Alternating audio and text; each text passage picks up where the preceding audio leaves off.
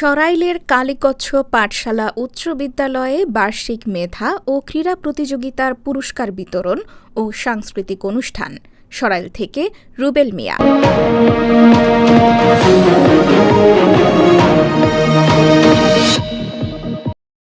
ব্রাহ্মণবাড়িয়ার সরাইল উপজেলার ঐতিহ্যবাহী কালীকচ্ছ পাঠশালা উচ্চ বিদ্যালয়ের বার্ষিক মেধা ও ক্রীড়া প্রতিযোগিতার পুরস্কার বিতরণী ও সাংস্কৃতিক অনুষ্ঠান অনুষ্ঠিত হয়েছে। নতুন বিয়ের ফুল ফুটিছে, খালি পাখালি মনে আশা করে নতুন বিয়ের ফুল ফুটিছে।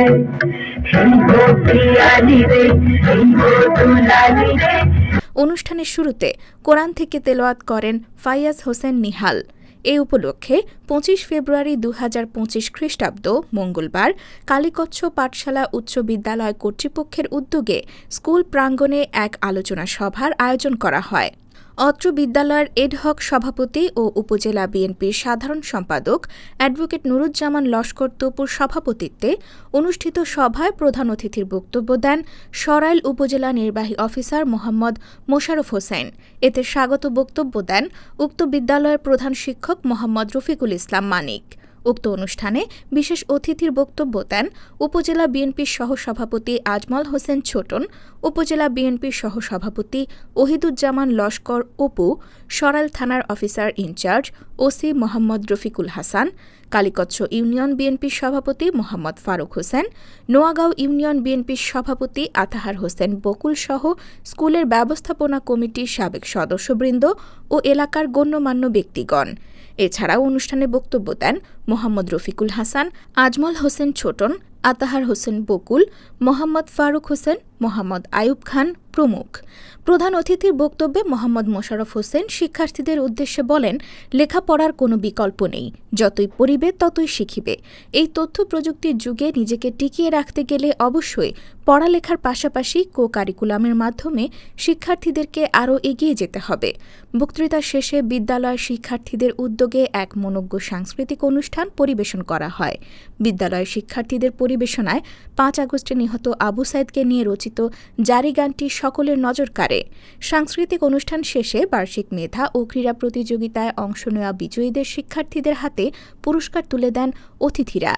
উক্ত বিদ্যালয়ের এডহক কমিটির সভাপতি নুরুজ্জামান লস্কর তপু তিনি অভিভাবকদের উদ্দেশ্যে বলেন, স্কুল টাইম ছাড়া আপনার সন্তান কখন কোথায় অবস্থান করে আপনাদের সজাগ দৃষ্টি রাখা উচিত। বাসায় বই নিয়ে ঠিকমতো পড়ছে কিনা সব নজর রাখার আহ্বান করেন।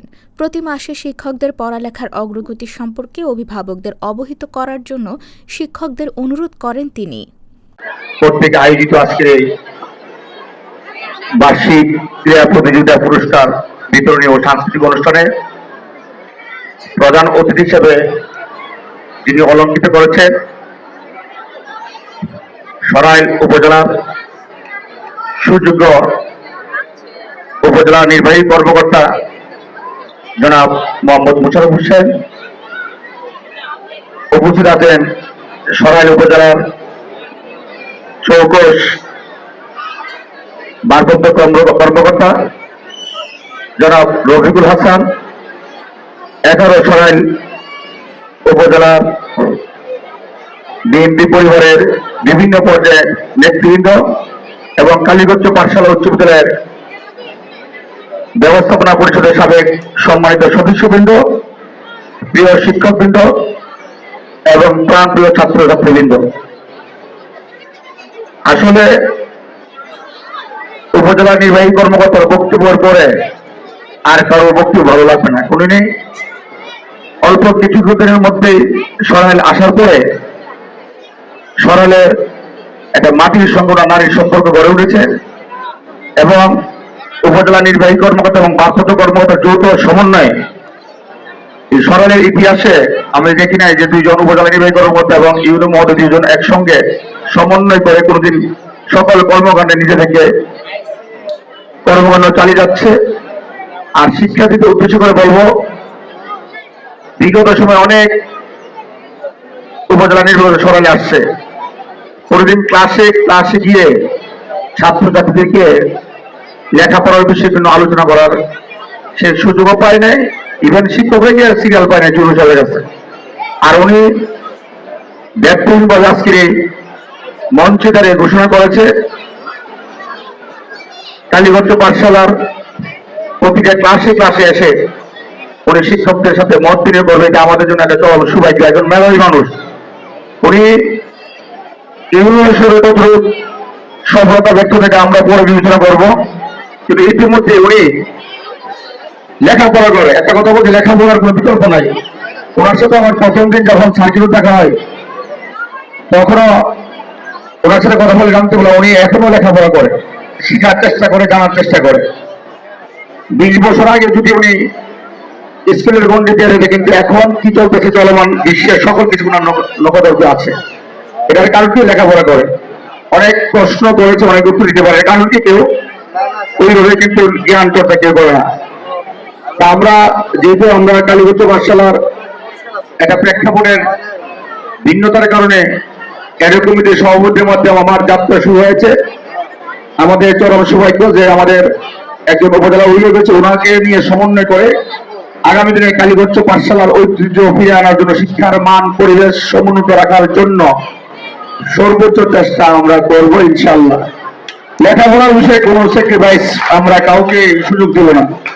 শিক্ষার মান বাড়াতে গিয়ে শিক্ষক হোক, ছাত্রছাত্রী হোক, যারা ত্রুটি করবে তাদের বিরুদ্ধে আমরা ব্যবস্থা নেব ইনশাআল্লাহ। আর লেখাপড়া মান ভালো করলে আমাদের সর্বোচ্চ সহযোগিতা আমরা থাকবো। এবং যারা আজকে কষ্ট করে আমাদের বিভিন্ন পর্যায়ের নেতৃবৃন্দ, সাবেক সদস্যবৃন্দ, আপনারা দীর্ঘ সময় দিয়েছেন। আমার কাছে আমাদের প্রিয় বড় ভাই অ্যাডভোকেট নুর আলম ভাই কোর্ট মিস করেছে, আমি বলছি আজকে কোর্টে থাকতে হবে। উনি রাজশাহী বিশ্ববিদ্যালয়ের একজন মেধাবী ছাত্র ছিলেন, কালীগঞ্জ উচ্চ পাঠশালার মেধাবী ছাত্র ছিলেন, এবং রাজশাহী বিশ্ববিদ্যালয় এলএলবি অনার্স মাস্টার্স করে উনি ব্রাহ্মণবাড়িয়া কোর্টে প্র্যাকটিস করছেন, মেধাবী। আর আমার সৌভাগ্য, আমি প্রাক্তন ছাত্র ছিলাম স্কুলে। এখন আমার আসলে স্কুল থেকে নেওয়ার কিছু নাই, স্কুলের কারণে আজকে আমি এই জায়গায় আসছি। আমার এখন হলো কাজ হলো আমাদের উপজেলার নির্বাহী কর্মকর্তা এবং ওসি সাহেবের প্রয়োজন লাগবে, কারণ বখাটের ছেলেরা রাস্তাঘাটে ঘোরাঘুরি করুন। আগে আমি দায়িত্ব করে বলছি, উনি বলছে যখন বলবেন স্কুলে এক মাস্টার তখনই আমি ব্যবস্থা নিব।